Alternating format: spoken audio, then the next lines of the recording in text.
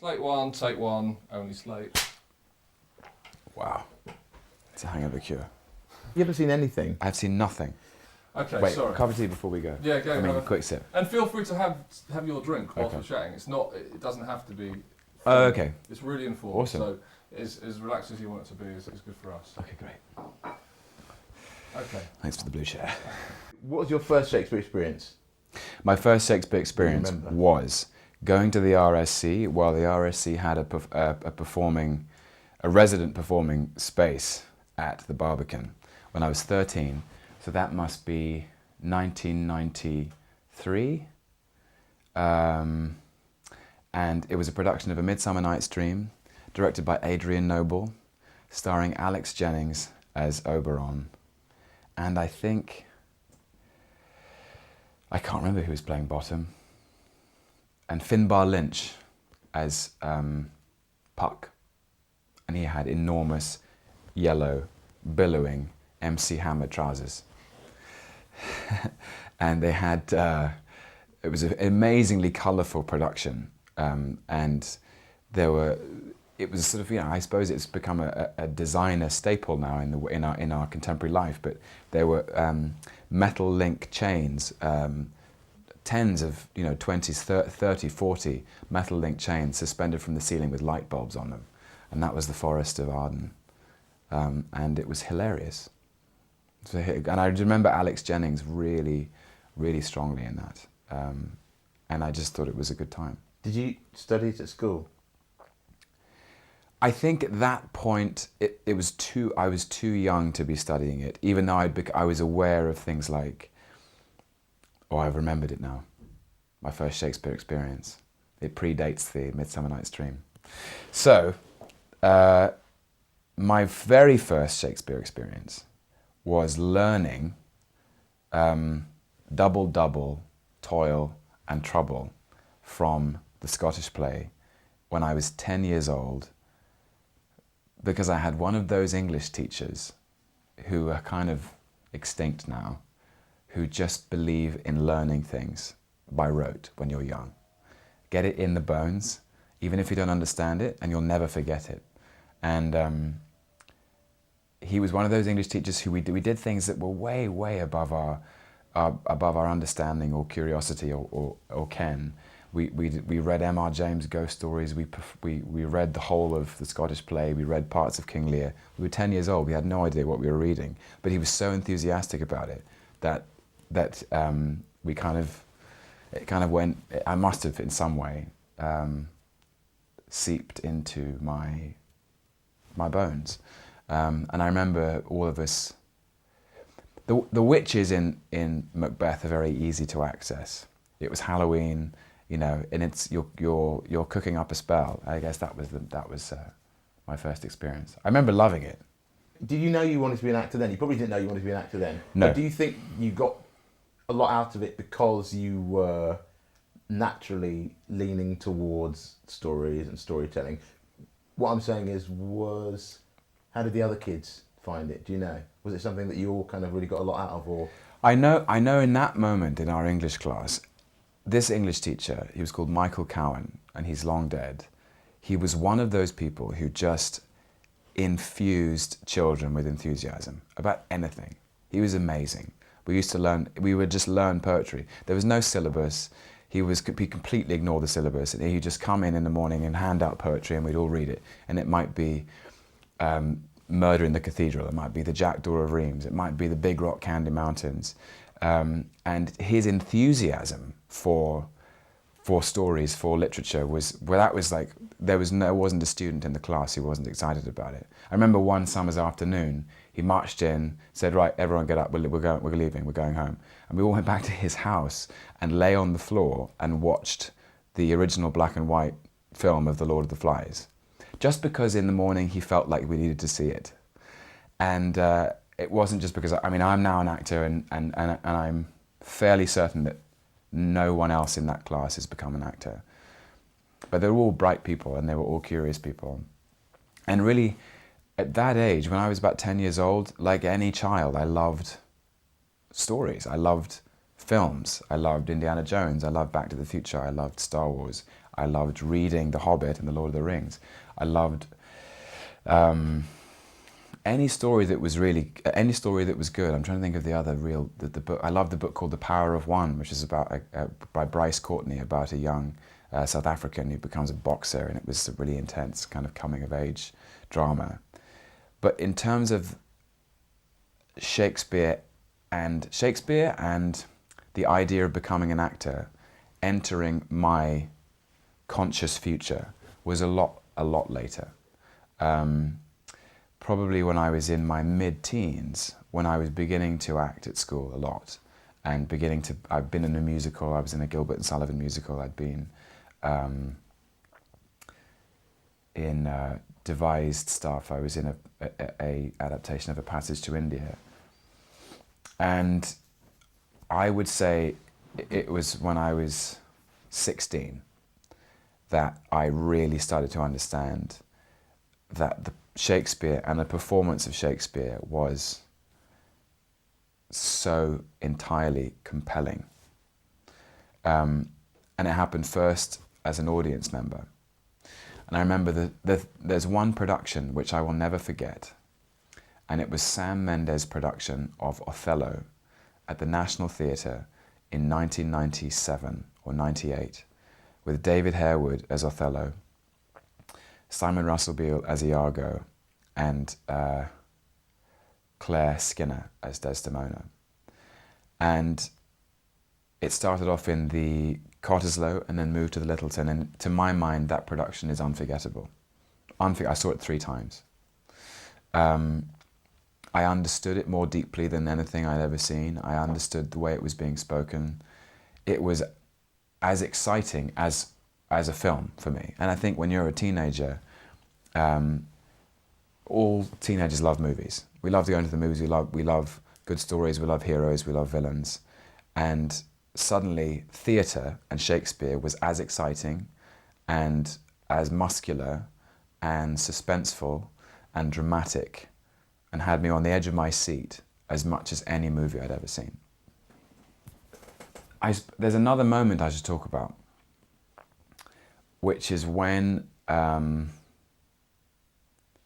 just remembering the day, we were all, as a family, I grew up with my 2 sisters, and we would sometimes all go, like every Friday or Saturday afternoon, we'd all go to the cinema to see something. As you do when somehow you're a child and you seem like there's a lot more time to do things. And there were lots of different things on, and my sisters, being more intellectually advanced than I was, because all girls are at that age, wanted to go and see Kenneth Branagh's Much Ado About Nothing. And I was like, oh, that sounds so boring. Like, what does it even mean? What does that title even mean? Much Ado About Nothing? Like, I want to see Terminator 2. Anyway, their vote won, and I went to see Much Ado, expecting probably to be bored by it because I hadn't been bitten by it. You know, I was a 14-year-old teenage boy who loved explosions. And in the first frame, Denzel Washington rides into shot on a horse. I must have thought, oh, this is good. This is better than I thought it was going to be. And then I was gripped and riveted for the entire film. It made me laugh, it made me cry. It's hysterically funny, and it's long become one of my favorite adaptations of Shakespeare for the screen. And I think must have come away from that film with a different understanding of cinema and a different understanding of Shakespeare. I've told Kenneth Branagh this. Personally, I've said that film, like I went to see that film because Denzel Washington was in it, and I came away with Shakespeare. And that's the idea, I suppose. Much Ado About Nothing has set a precedent for performing Shakespeare in a contemporary context, on stage and on film. And what it does, what Kenneth Branagh and his company do in that film, is they take the writing off the pedestal of high art, of high-spoken, inaccessible, poetic, dramatic language, and make it real. it's funny, it's moving, it's you just completely relate to the people in the film. And for so many people, that film, I think, has become a kind of it's like a starter gun for a renewed interpretation of Shakespeare, that it doesn't have to be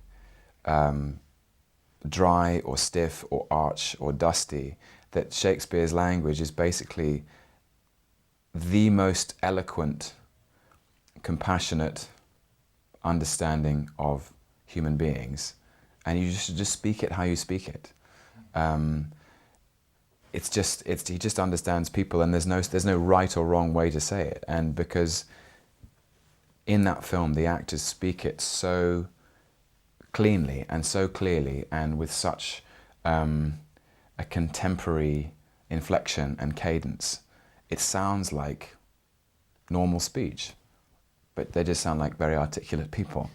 And that's really what Shakespeare should be, is, you know, in 100 years' time, as the English language evolves, people won't be speaking Shakespeare in the way that I speak it, or Kenneth Branagh speaks it, or Simon Russell Beale speaks it. They'll be speaking it in their own way. It doesn't have to be spoken in one accent. It doesn't have to be spoken in one at one rhythm. You speak it how you speak it. And I think that's been proven time and again by different productions. I recently saw a Julius Caesar spoken entirely in African dialect, in a West African dialect, and then you see Baz Luhrmann's Romeo and Juliet, which is spoken in an American dialect, and it doesn't make the poetry or the characters or the story any less powerful. His words are a blueprint for drama, a blueprint for character, but they're just, at base level, very eloquent and compassionate. And then what you choose to do with that eloquence is up to the director, the actor, the storyteller. Film and cameras have changed acting because the camera tells the truth relentlessly. The director Terence Davis once told me, the camera captures the truth, but it also captures falsity. So if you don't feel it, don't do it. The camera, or making any film of any story, the whole point about film acting, and the great pioneers, mostly in the American school of contemporary film acting, is that the camera is so rigorously honest that you have to be as rigorously truthful in your performance. And because of the interdisciplinary way that actors work now, the theatre has become a more naturalistic environment, where an older style of acting, a more demonstrative, a more operatic, a more overtly performative style has become less and less popular and less accessible, because audience members are so used to real life being captured by cameras, or performances on film that are as close to real life as they can get. What we demand as audiences from any performance now is a naturalistic authenticity. So the way Shakespeare is being performed is we want it to be as close to documentary truth as possible, which means we want it to sound like people talking. We don't want it to sound like people delivering high arch poetry. And what's so extraordinary about Shakespeare is that he is so malleable, and that Olivier and Gielgud could perform the same speeches in the same plays and deliver the same satisfaction to an audience who wanted to see that. But we can take his words and speak them more colloquially, but they still pack the same punch and they still have the same power.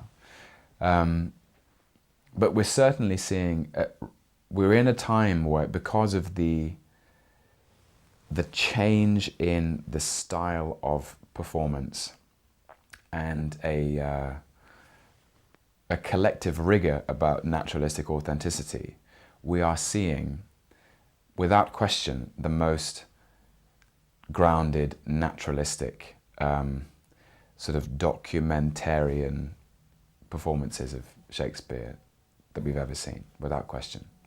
And do you have a preference? Do you sort of see them both in their own spaces and enjoy both for what they are, or would you sort of veer towards seeing something that was more rooted in colloquialism, I suppose? I enjoy listening to, and I enjoy speaking. I suppose my own personal preference in performance is when it's spoken so naturally that the actor seems to be making it up. Because then, to me, the power of Shakespeare's wisdom and the clarity of his insight into the human condition hits me with even more force. I can't hear the wisdom when it's being delivered to me through a foghorn. To me, that's, as an audience member, that's just a personal preference. To me, that's a barrier of access. But when it's spoken off the cuff, as if it's almost being thrown away, that's when I find it so powerful. And I think, Simon Russell Beale is probably one of the greatest practitioners of this particular style. It seems to come out of him like water out of a tap. It's effortless. And the effortlessness of that is, I think, what is the most powerful. It's like any art form. When Donald O'Connor runs up the wall in Singing in the Rain, he makes it look so easy, and that's why, and it makes your hair stand on end.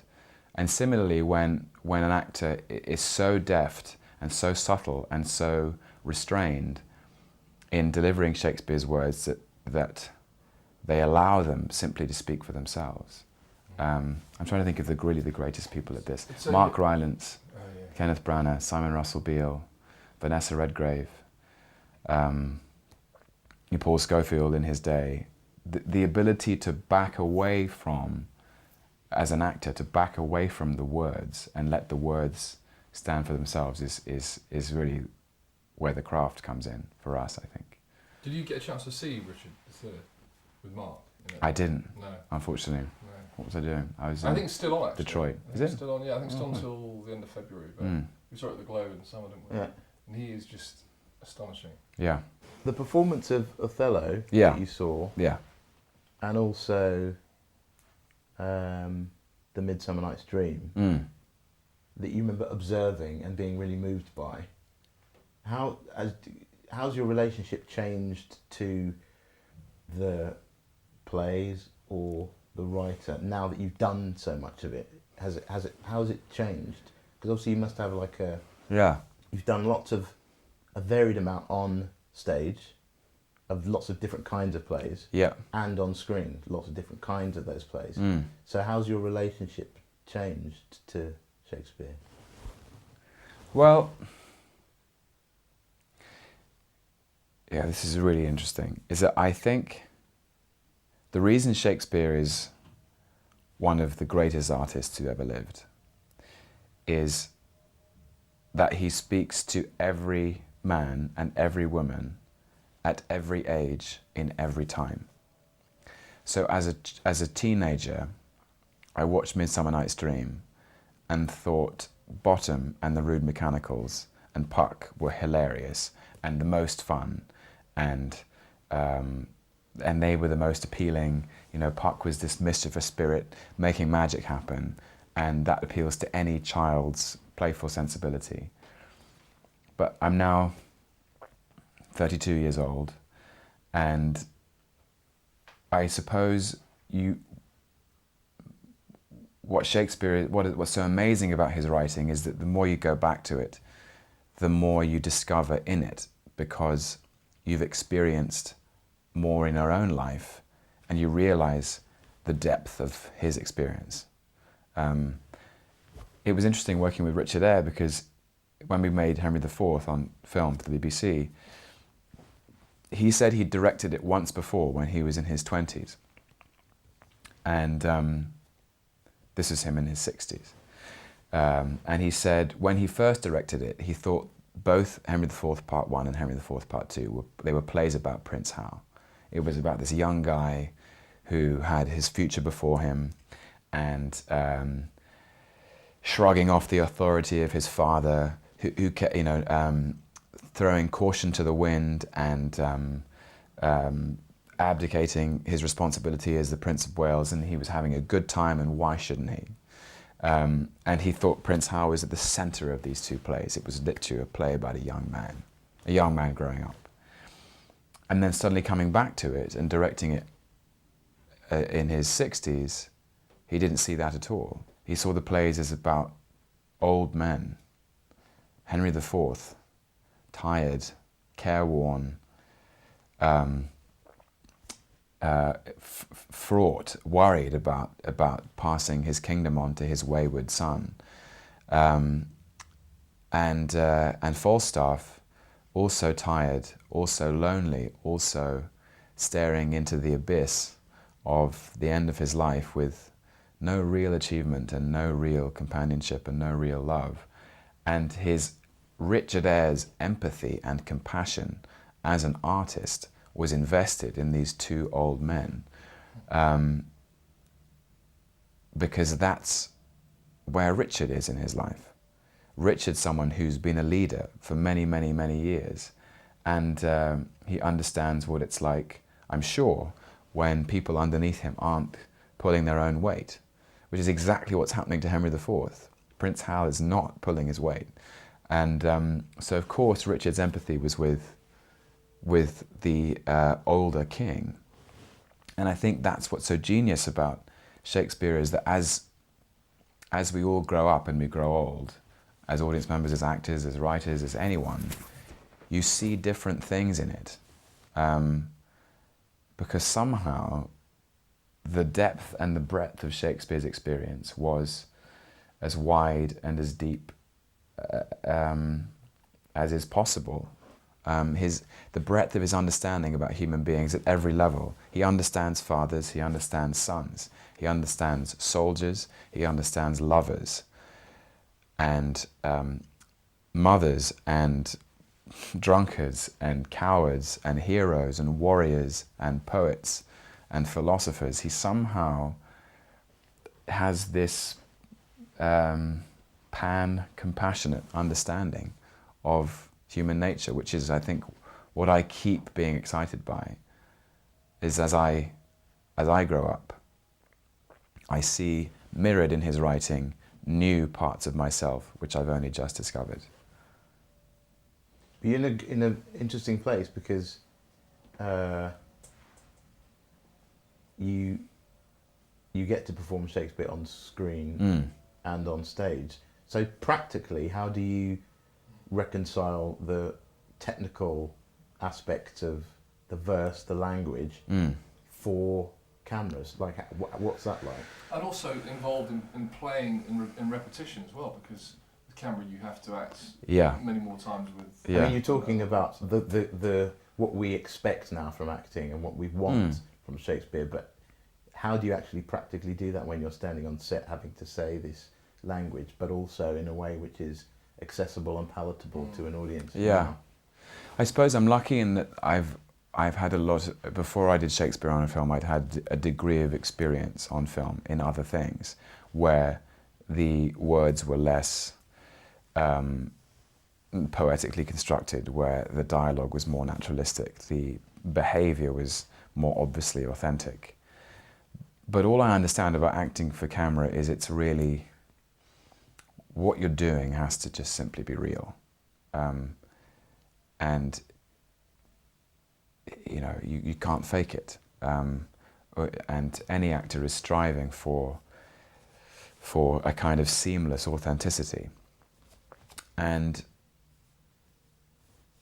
my understanding of speaking Shakespeare on film is that you simply have to marry that emotional authenticity with the spoken word, so that what you're feeling is expressed through what you're saying simultaneously. but I'd say that was true of speaking it on stage. And I think that there was a degree to which I could be simpler with it. I could be more reflective. I could be quieter. I could be more introverted. I could speak at this volume, and because I have a radio mic, I can be heard. I could never speak at this volume at the Barbican, or in the Royal Shakespeare Theatre, or in the National Theatre.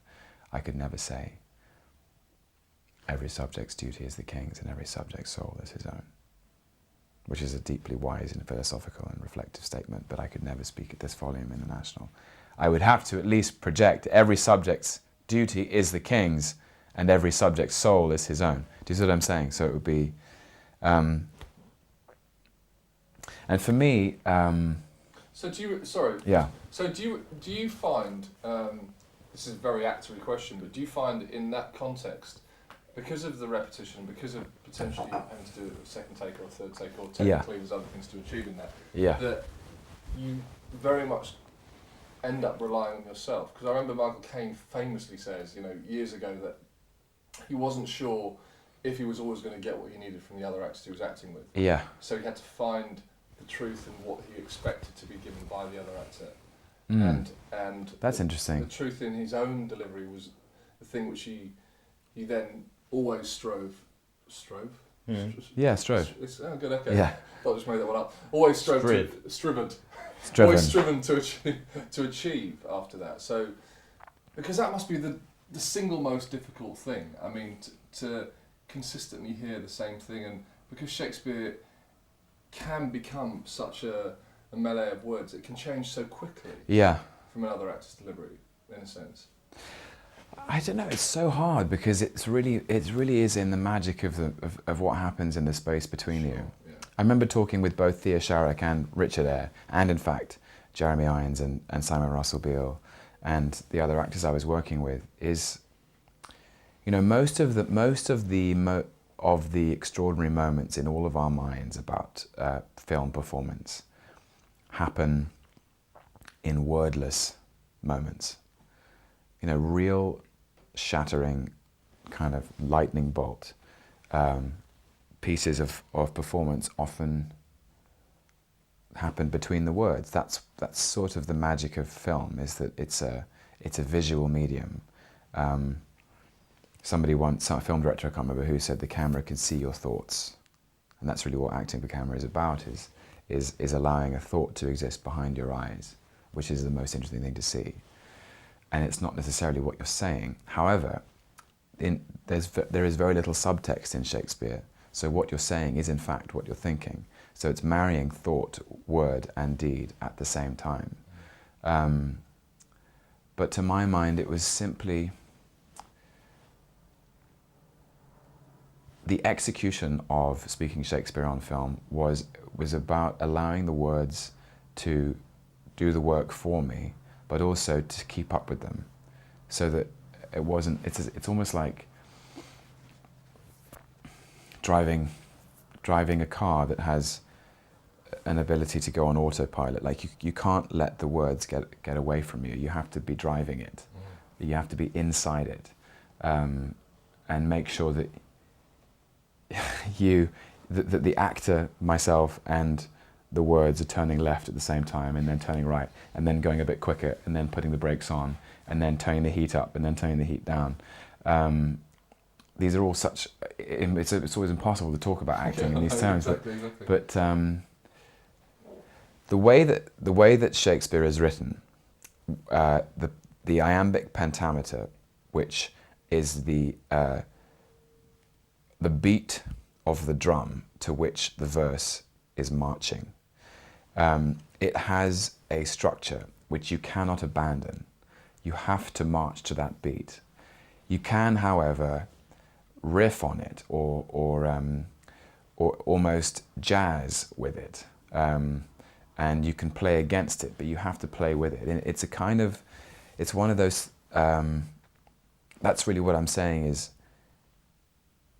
The structure and rhythm of the pentameter is the scaffolding off which you can swing, and it keeps you safe. You can adhere to it, you can rebel against it, but it still has to be part of your process of speaking. And my process of preparing to perform Shakespeare, of executing a performance of Shakespeare, comes from a complete self-assurance that I know the words so well that if I was run over by a bus, I'd still know them. And I always say it's like this. Everyone on the planet knows the most famous tune and the most sung tune in the world, which is the tune to Happy Birthday.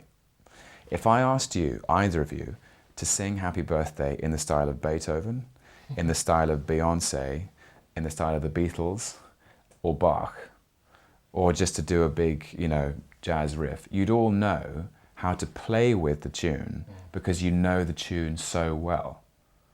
And with Shakespeare's verse, you have to know the words, the meaning of the words, the intellectual meaning, the emotional meaning, and the rhythm.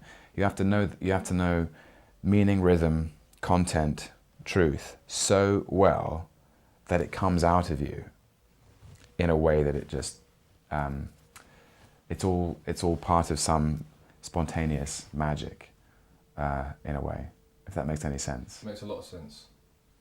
I'll give you an example, like if you sing Happy Birthday to you, happy birthday to you, happy birthday dear Giles, happy birthday to you.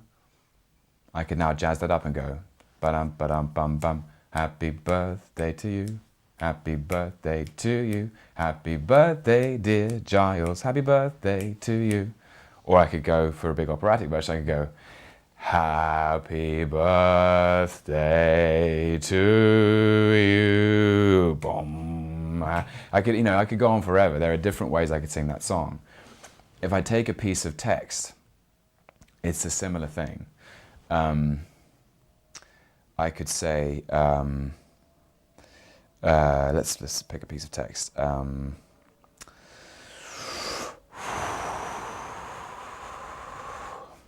Once more into the breach. There are so many different ways you can say that. I could do it. I could imagine that, the words are, I'll do the straight version. Once more unto the breach, dear friends, once more. Or close up the wall with our English dead.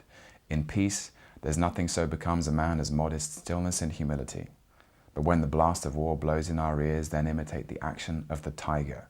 Stiffen the sinews, summon up the blood. Disguise fair nature with hard-favoured rage. Now that's me just telling you neutrally what those words are. I could make those words enormous, and it could suddenly be like I am standing on the pulpit, if I choose, as an actor, to be addressing an army of 500. Okay, I might pop the speakers here. Okay, so it could be like, once more unto the breach, dear friends, once more! Or close up the wall with our English dead. In peace, there's nothing so becomes a man as modest stillness and humility. But when the blast of war blows in our ears, then imitate the action of the tiger. So I didn't plan how I was going to say that. I just knew that I was going to try and address an army of 300. I could then imagine that I've got 6 soldiers who are paralyzed with fear in my company. They don't want to fight anymore. And I'm just talking to 6 people. And I could start emphasizing, I could start pinging out words. Once more under the breach, dear friends, once more. Or close up the wall with our English dead. In peace, there's nothing so becomes a man as modest stillness and humility.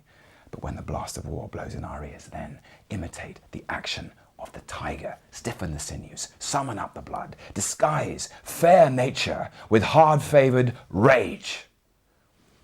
The way that I've just done those 3 times, I'm not saying that those are great performances of that speech, but it's because I know the words so well that it's like I am driving it. I can choose to pick out. I could say, once more unto the breach, dear friends, once more. Or I could say, once more unto the breach, dear friends, once more. You can choose to pick out words, and it never comes out the same way twice. I suppose that's what I mean about. Should I keep going and do it in different ways? I get it. I get what you're saying. It's that the idea that it's always supported. Yeah. And as long as But it's supported by knowledge. It's supported by the words, the performance of the words is supported by the deepest, most assured knowledge that you know them. That you know them rhythmically, that you know them musically, that you know the emotional meaning. Because then they become such powerful communicative tools of expression. You can reach people. They have their own power. And my instinct is actually always, once I know the words, just to pull back and say, here are the words. Like, that's all you need. Is that you don't need my inflection or my attitude. The wisdom in it is enough. I spoke to Michael Attenborough yesterday, and he said something really interesting that, which I'd never heard before. I'm sure, or maybe I have, but I'd forgotten about it. But this idea that at any given point, these are the best words that person has in the vocabulary to express. That's really good, yeah. That one moment, and yeah. and that's why the knowledge of the words is so key. But it's so important because you know when you talk, you know those words are there for you always. So always, they're always yeah. supported. Yeah. And without having that knowledge, we, as an audience, I guess on screen especially, we see that there's lack of confidence in that delivery. And yeah, and yeah, exactly so. Yeah, I think. Okay. But the interesting thing about doing Shakespeare on screen is that the camera is right there, and the camera will be able to read everything that's playing across your face, as well as pick up audibly what you're saying. So, and because the writing is so good, because the structure of the plotting is so rigorous, the actor really doesn't have to worry about making sense of it in any kind of supplementary or additional way, because Shakespeare has got your back. So the work you have to do is really in the preparation of understanding it, really, really deeply understanding it, that you can let go and let the words do the work in performance. How much work did you have to do for the Hollow Crown? As in, like, how much time did you spend? Well, the interesting thing about the Hollow Crown, about Henry V, Henry IV Part 1 and Henry IV Part 2, is that we had about 5 weeks to shoot each of those plays, which really isn't very much time at all, and we had no rehearsal. So I had to do so much work on my own, and also a very different type of work to how I would do it in the theatre, which is I had to do some emotional plotting because we were shooting out of sequence. So I never had the privilege of performing the entire piece from beginning to end, ever. I mean, that is the theatrical privilege that you have, is you start to see how the whole play works, or the whole part, as a result of having performed it a number of times every single night. You go, I actually now know what this is doing, and you can change it and adapt it. Whereas I had to do that in anticipation of the work. I learnt it. I spent months and months marching around the parks of London. They're good for that, aren't they? They are, yeah. Just drilling the words into my physical memory. I can't learn sitting behind a desk. I have to be moving, because actually that's the best way to learn anything, is to have some kind of practical physical association with it. So I'd be in Regent's Park or Hyde Park or Hampstead Heath with headphones in, with pre-recorded tracks of myself reading the whole scene, reading my stuff, doing it out loud in the kitchen, doing it loud, making tea, doing it in the shower, precisely to get the words so deeply embedded in my emotional memory that that I didn't have to worry about the words themselves. All I had to do in the execution of the shooting was be connected to the actor that I was with, be connected to the truth of the moment, and that privilege of being on a film set, which is just be there. That's your job, is to turn up on location and be there, be in an empty field in Kent and imagine that it's the Battle of Agincourt. It had its own challenges, all that stuff, but it was fantastic. It was fantastic. And the other discipline I had to do was I shot it in reverse. So I started with Henry V, and I started with the very end. And we worked somehow, some scheduling anomaly. The very last thing I committed to film was the first 20 minutes of Henry IV Part 1, which is where Prince Hal is at his youngest and most idiotic and rebellious. And that was really interesting, and I think, I'm not sure that any other actor who's played this part has done it, is I kind of aged backwards. And it was very strange to go, as an actor, my responsibility was to step into the weight of kingship and power and public responsibility. You know, uneasy lies the head that wears a crown. And to feel that, to feel the crown on my head, and to feel that the buck stops politically and spiritually with me. And then to finish Henry V, take my crown off, give it to Jeremy Irons, and then and shave and slowly get younger and younger and younger, so that at the very end of the shoot, I had the least, I was inhabiting the least responsibility. That was really interesting. Must have been quite fun in a way to sort of strip that all away. Yeah, it was a stripping. I was stripping away layers of responsibility and layers of maturity, I guess. When you're doing something like The Hollow Crown, or any, it could be on stage as well, what's your obligation? Are you thinking about the audience, or are you thinking about the writer? In terms of, one, because you've got a massive history of these plays, and they've got sort of all of that. So once you finish The Hollow Crown or something, what is it you actually want to have achieved? Is it with the audience? Do you want to have some effect on the audience, or are you are you thinking more about just serving what the play is, just getting to the truth of what that thing was? Because the question comes from, what do we want to do with Shakespeare now? Yeah. What is actually the purpose of it? Do you want to reflect the times we're in? Do you want to move an audience in a certain way?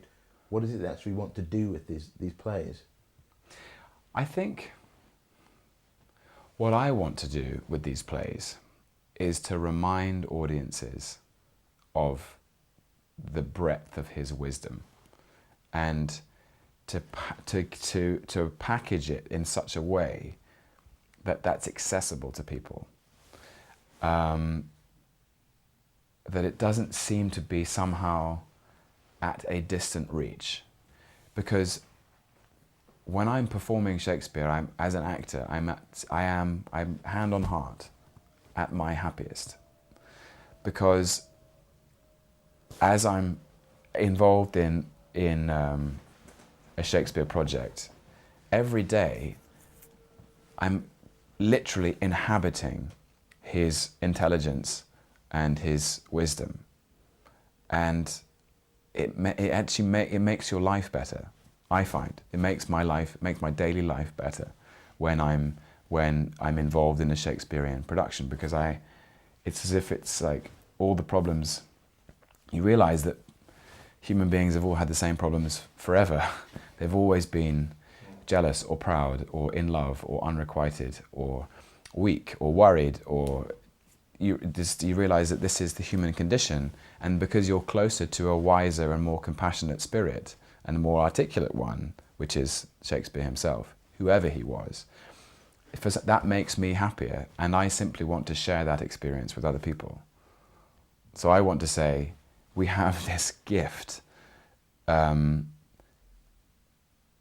with us that we shouldn't neglect, and we should remind ourselves of it all the time. And in performing Shakespeare, it's simply sharing that passion, a passion for his stories, because his stories have so much to tell us about who we are now, about who we will always be, and who we always have been in the past and in the future. The Hollow Crown was a very interesting project, because we were producing it at a time when there was a huge, they are very much plays about this sceptred isle. Richard II, Henry IV Part 1, Henry IV Part 2, and Henry V, they're about kings and dynasty and England and this country, this nation. And it was 2012 and the Olympics were being hosted in London, and there was a cultural Olympiad, and it was about the nation celebrating its inheritance, and one of our greatest inheritances is Shakespeare. So it seemed like that was a good idea at the time. And yeah. back to when you were in Othello. Yeah. The Donmar. How different is your preparation for something like that versus your preparation for a TV film or a film? Preparation is the same. Okay. I would say. It's the learning. So you would always come to that rehearsal with everything off book, yeah. I really think that I think of so many analogies. Maybe I'll try a couple and see which one sticks. But just ignore the bunny rabbit one. Yeah, I'll ignore it. Yeah, but it's something to do with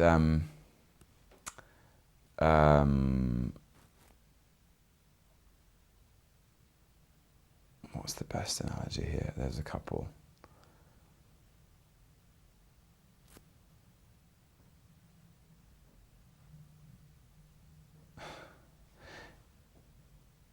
Shakespeare's poetry is like a labyrinth, and his verse is so full of twists and turns, which at first can seem confusing and befuddling and intimidating. But if in preparation on your own, you've worked out a route from the outside to the center, and you know that you have to take this turn and then go around the back of this and then come back in this way. If you as the actor know the way through the labyrinth, you can lead other people faster and with clarity and fun. That was all right, wasn't it? That's a good one, yeah. I followed that. Yeah. What? So I suppose what I'm saying is whether you're performing Shakespeare on stage or on film, for me, this is the only way I know, is that the learning is so important. The personal, intellectual, emotional navigation of his eloquence and articulacy is so crucial if you're going to take people on a journey with you, on an emotional journey. And because an audience trusts their leader like that, it means they'll go on the ride. They'll just come with you, and they'll experience, as you show them every emotional high, every emotional low, every pearl of wisdom, every fantastic joke, every humanistic revelation. They will be moved, inspired, thrilled with you if you have done your homework. What's the most difficult thing you found about performing Shakespeare? Immediately. The most difficult thing about performing Shakespeare is the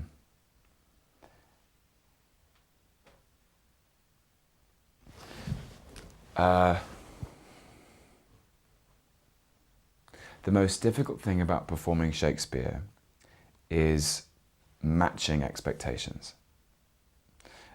Resisting expectations, managing expectations. By which I mean, there are, because of certain landmark performances, there have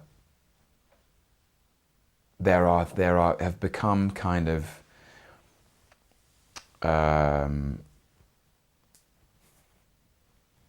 embedded, set in stone ways of doing speeches. No, that's a bad way of saying it.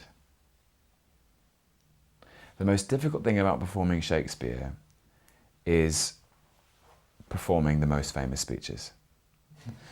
Because the most famous speeches bring with them expectations of how they should be done.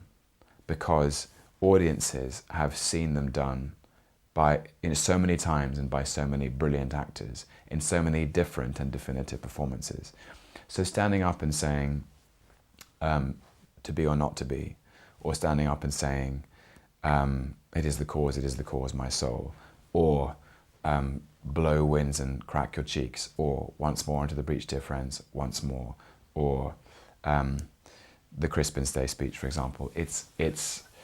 It's trying to eradicate and kind of quieten the voices that tell you that there is a way this speech should be done, and you have to do it like that. That must be hard as well. If I suppose in your case, if one of those performers is someone who you know very well, Yeah. and you've been directed by, and Of course. as your hero. Yeah. No, there was no question that, that performing Once More Into the Breach and Crispin's Day, playing Henry V was an interesting exercise, because Kenneth Branagh has so shaped my dramatic imagination as a child, and as a working professional actor, he's become a collaborator and a kind of mentor. So it was certain I was definitely like staring into the void when I accepted that opportunity. But I know I had his blessing, and he's seen them all, and he's wrote me the most extraordinary, eloquent, generous email about how much he loved them. And he, above all, knows that the whole point about Shakespeare is it's like an Olympic torch that gets passed from generation to generation, and there is no one way to do it. There's no right way.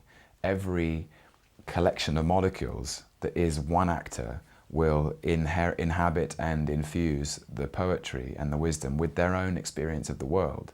The reason Hamlet is such a fascinating part is that there is no character there, really. There's no, there's not a huge amount of character definition in there. It's what Hamlet requires is it requires the actor playing him to bring to bear their views on friendship, mothers, fathers, philosophy, mortality, revenge, love, sex, religion, faith, hope, all of these things. It's like, and you have the most breathtaking heart attack poetry to work with. But the reason it becomes such an interesting part is it's that person's view of the world expressed through Shakespeare's words. And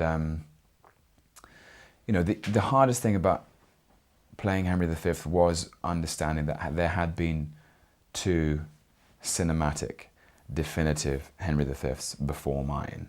That you know, Laurence Olivier's Henry V is a landmark piece of cinema. It's a landmark piece of Shakespearean acting that was commissioned by the government, produced and performed at a time when the Allied forces needed cheering and rallying.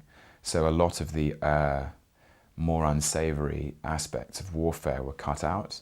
It becomes an enormously jingoistic, rousing piece. It's performed in a completely theatrical style. Kenneth Branagh's was produced in the 80s, was much more visceral, was much more kind of naturalistic again. And I come to it in 2012 when the world is watching London because it's the Olympic Games, but warfare has changed. Our understanding of warfare has changed. We know it's a lot messier.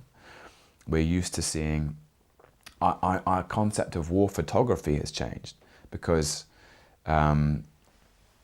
cinematically Saving Private Ryan has been produced, and our sense of warfare in Iraq and Afghanistan and what we really trust in leaders and rhetoric and all this stuff. I mean, that was one of the things playing Henry V for me. Theo Sharrock and I talked a lot about rhetoric. Henry V is Shakespeare's greatest rhetorician, or one of. And to our minds in 2012 or 2011 when we shot it, in our society we don't trust rhetoric because we're used to watching political leaders go down to their party conferences in Bournemouth and stand up and bang podiums, and we think these people are full of pomp and circumstance and lies and deceit, and we're used to people who talk big and who don't live up to their words. And so as a society, we don't actually trust rhetoric as much as we used to, I think. So that begged the question, what kind of rhetorician is Henry V? And if he has any integrity at all, it's his ability to back up his words with action. So the rhetoric doesn't matter so much. And I remember saying, if I was at war and I was terrified and I needed inspiration, I wouldn't want to listen to someone sitting on a horse shouting at me from half a mile away. I'd want someone on the ground talking to my face. That's what I would respect.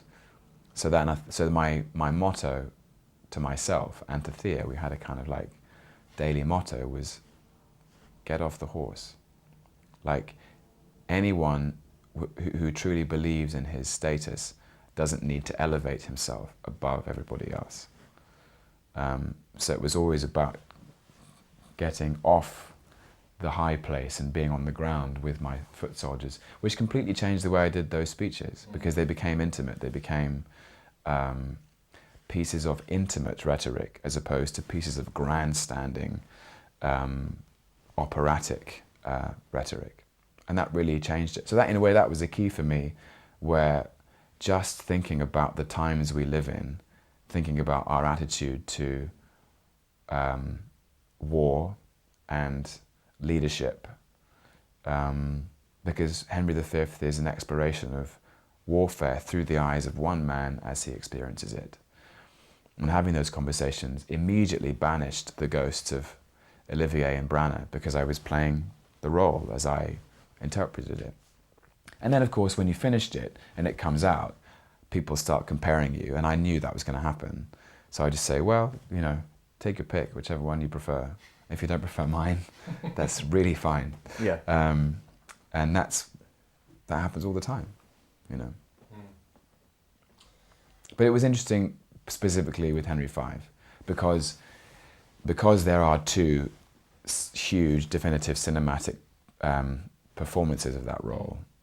There was certainly a kind of, I knew I had to shut out the voices of kind of expectation. Whereas the Prince Hal, you know, there's really one film of Henry IV, which is Orson Welles' Chimes at Midnight, and it's so less well known. So I felt freer in a way to interpret Hal, because there's less sort of expectation of how it should be done, I guess. But every great, I hope to play more Shakespearean roles. So I'm going to come up against this again. I think you just have to try and find your own. Every actor has to find their own truth in the words. Every actor has to marry Shakespeare's view of the world and his view of human nature with their own, and say, well, here's my experience of life, and this is what I see in Shakespeare. And what happens in that marriage is magic, because we all recognize each other's truth as universal. It's interesting, actually, because something that you said in the last interview just popped into my head, which you may or may not remember saying, but it was this idea of, obviously, because it predates all the stuff that's happened. Have I got less articulate about Shakespeare? No, not at all. That was slightly concerning. The stuff you said was way better last time. If we could go back to the... No. It was just that you said the ethos, I think, at that point for you regarding Shakespeare was if it scares you, then I'm going to do it. Yeah. Anything that scares me is one of those things where you have a choice. You can go left or you can go right. Yeah. But I mean, let's be honest. You know, the Hollow Crown is pretty scary. Yeah. It's a pretty big deal from a point of view of just getting your head into managing that. Yeah. But you can't ever say no, can you? No. I mean, Absolutely. That's the irony. You can't. I mean. Well, that's why it's fun, because it's so challenging. It required. I remember finishing. You know, for me particularly, because I was in 3 of the 4 films, it was, in terms of physical stamina, it was unbelievably challenging.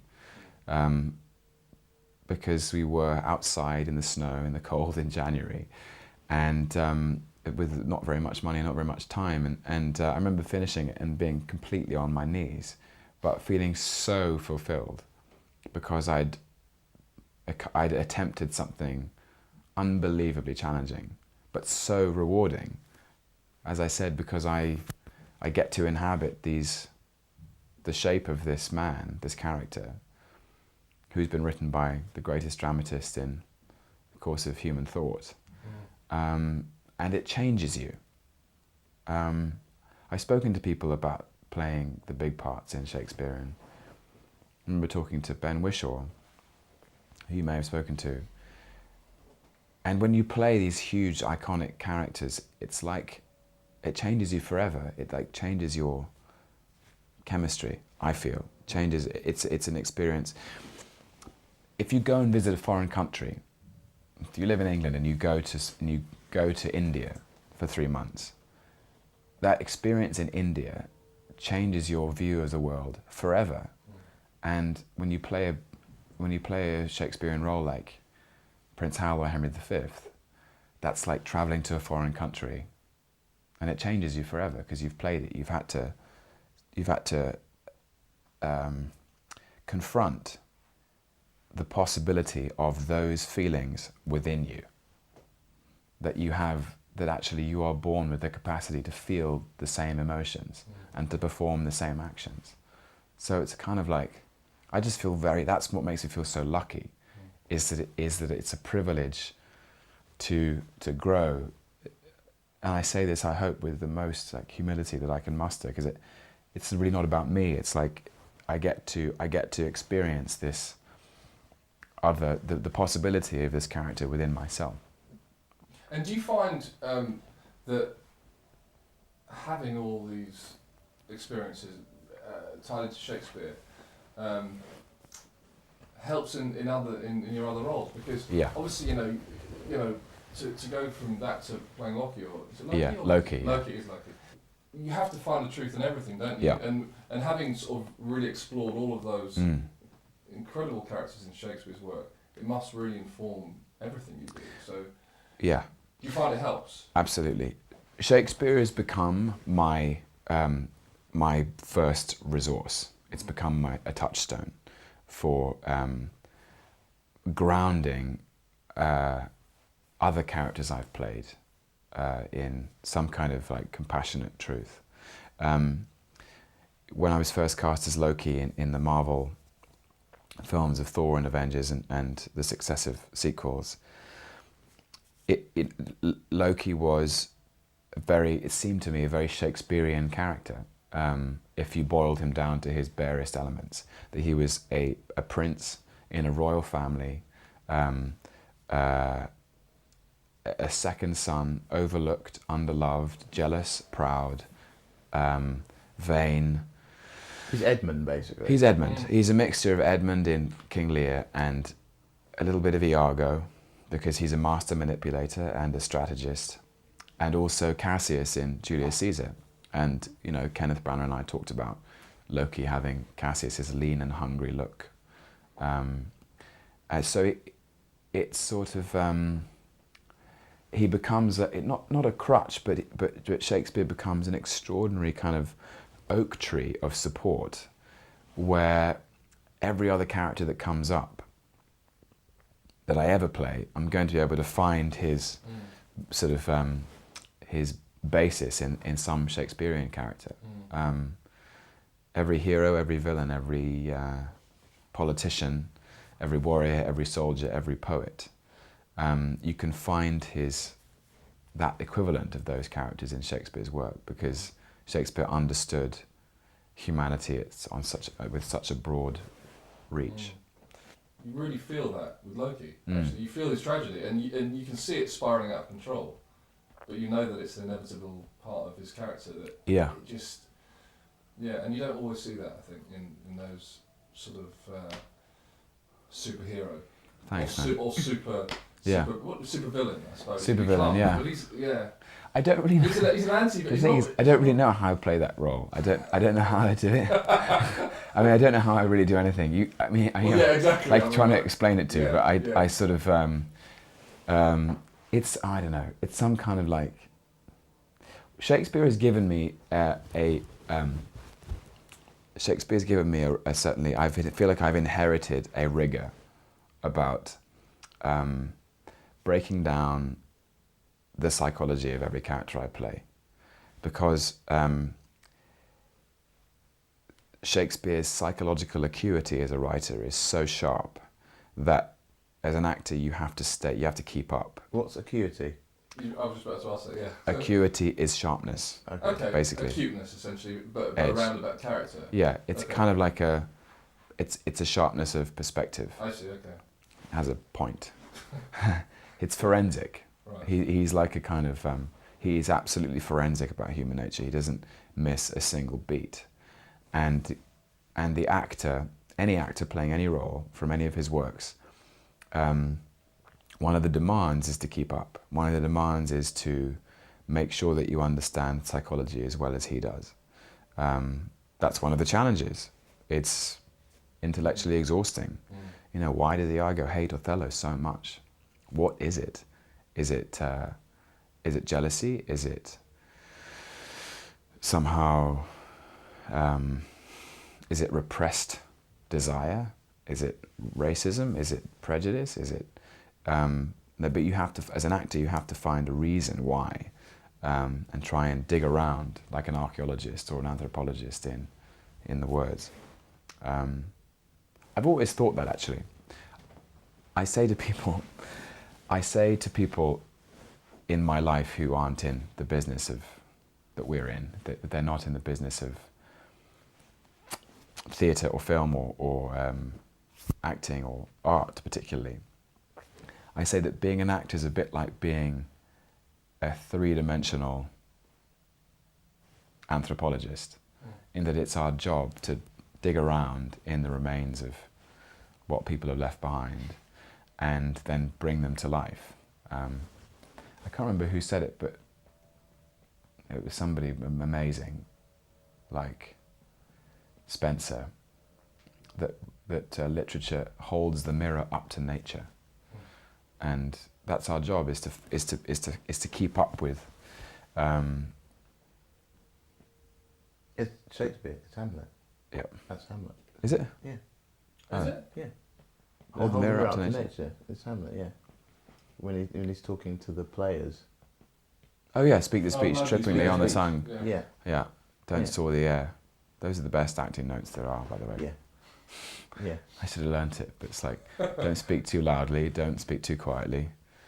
Hold the mirror up to nature, blah, blah, blah. Yeah. See? Cool. It's not Spencer. Who gives a shit about Spencer? The Shakespeare guy. It was that. I'm kind of... I'm also don't want to speak in too general terms as well, like, you know. Have you seen any Shakespeare Too downbeat. in other languages? I've seen Twelfth Night in Russian. Was that when you were working with Declan? When I was working with Declan, yeah. Because Declan Donlan, part of Cheek by Jowl, he has a Russian company he works with in Moscow. And it was fantastic. I may have seen something in French as well. Why was it fantastic? Because it transcends. I mean, there's something you lose in that you don't understand the specifics of the language, but the plotting is still perfect, and the character definition is still perfect and razor sharp. And so you realise that Shakespeare, as a dramatist, speaks to the whole of the human race, because you don't have to understand the English language to understand his wisdom, or his kind of perspicacity, to use another word. What do you think? These are sort of almost little nuggets, but what do you think Shakespeare offers us at his best? Wow. I mean, you've kind of covered a lot of it, actually, but Yeah. I wonder if there's anything specifically that for you, I mean, not generally. I mean, I really, truly, I can say this with this, I just believe it. I think that Shakespeare is the most intelligent, the most compassionate, the most psychologically forensic, the most emotionally truthful writer that has ever lived. And I think J.M. Barrie said, life is a lesson in humility. And Shakespeare makes me feel so humble because I realize that there is so much yet that I still have to learn. Not about him, but about life. Because his depiction of life in different ages, in ancient Rome, in medieval England, in Britain, in Europe, his imagination, you know, on magic islands, in The Tempest, in his depiction of the whole of human life is so rich and so deep and so detailed and has universal access to every soul of every age that he speaks to us. And his writing shows us who we are. And at his worst? If there is a worst? Shakespeare at his worst is a... wow. I mean, it can be yeah, perceived. yeah. No, I get angry when Shakespeare is used as a badge of status, and basically that there are sort of that people take possession of his work or his character, or his brand in a way in this kind of corporate culture, as a sort of as a way of looking down on other people. And it becomes something that's exclusive and high-minded and sort of it basically when it's used to fuel a kind of snobbish attitude to the world or to exclude people. That's just, it makes my blood boil. The worst place for Shakespeare in a way is the schoolroom. Shakespeare should never seem like work. I mean, it is hard work, but it's rewarding work. But it should never be wrapped up as something that's hard or difficult to understand, because once you unlock it, if you just find a way to unlock it, and if that's, you know, a Baz Luhrmann film with a Radiohead song and suddenly it all makes sense to you, or it's Kenneth Branagh's Much Ado About Nothing and it's sort of farce and he's falling over a deck chair, or Denzel Washington riding a horse because he just won the war. Or if it's, you know, Ralph Fiennes in Coriolanus and you go and see that for the first time, or it's Finbar Lynch in a pair of billowing yellow MC Hammer trousers, surrounded by pink inverted umbrellas at the Barbican when you're 13. Like, whatever floats your boat, whatever turns the light on for you. It's all it needs is just unlocking that it's like Shakespeare is fun. Shakespeare is deep as the ocean. Shakespeare is expansive and thrilling. Like, it's so thrilling. One of the most favourite things I've ever done performing Shakespeare is I was in a Cheek by Jowl production of Cymbeline, directed by Declan Donnelly, and I played both Posthumus and Cloten, who are the hero and the villain, and they're never on stage at the same time. And they're both in love with the same woman, Imogen. And Imogen hates Cloten and she loves Posthumus. And halfway through the play, in the text, Cloten assembles some musicians to sing at Imogen's window. And it's like the worst and the most disgusting, dissonant, awful noise she's ever heard at 5 a.m. Now, that's all you need to know as a performer. Cloten and some musicians sing a song for Imogen at 5 a.m. and she hates it.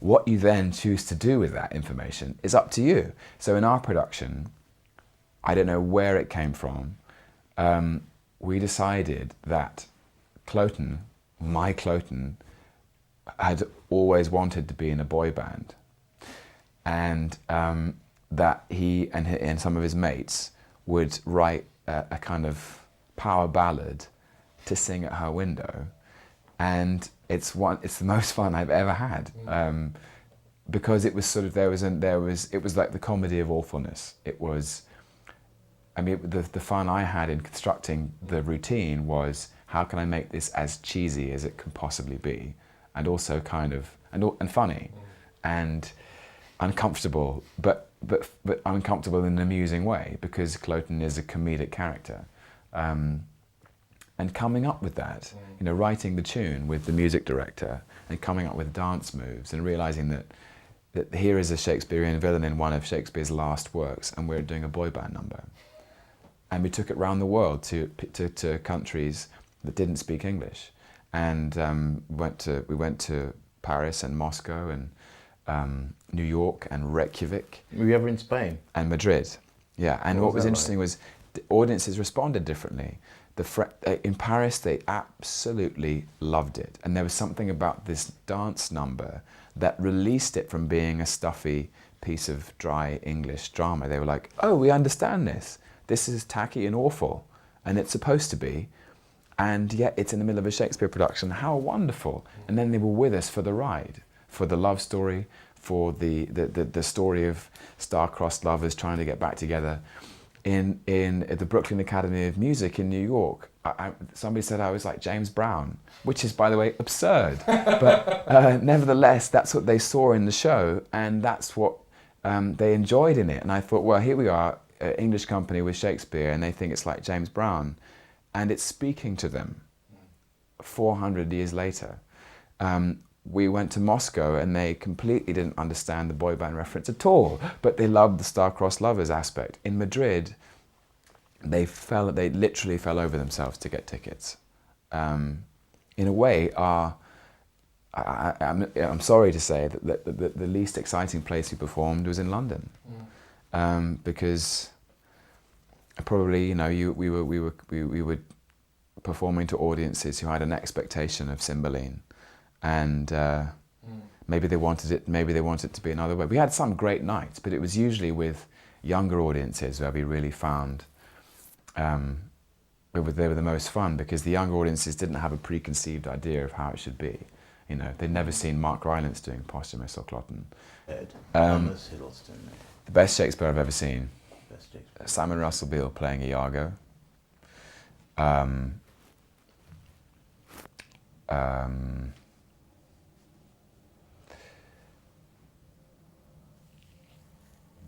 Helen McCrory playing Olivia in Twelfth Night. Kenneth Branagh playing Benedict in Much Ado About Nothing.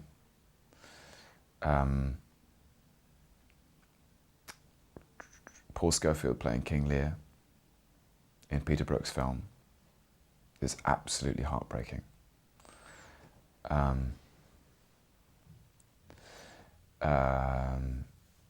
Adrian Noble's production of Twelfth Night with Guy Henry as Malvolio, hysterical.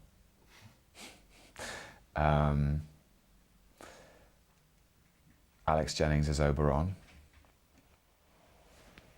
standing alongside Chiwetel Ejiofor as Othello. He was electrifying. It was amazing to be in his company there.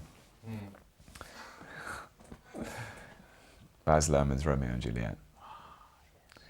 Leonardo DiCaprio, Claire Danes, A Fish Tank. Miriam Margolyes. Miriam Margolyes. Julieta. Postlethwaite is Friar Lawrence. Yeah. Yeah. I'm really sorry that I missed Richard Eyre's production of King Lear with Ian Holm. I heard that was definitive. I didn't see that. At the Old Vic many moons ago. It's Did you see that? it's not this film. Ben Whishaw as Hamlet. Yeah. Yeah. Yeah. Yeah, Ben Whishaw as Hamlet. One way or another, Shakespeare rocks. And his poetry is the greatest poetry that there's ever been.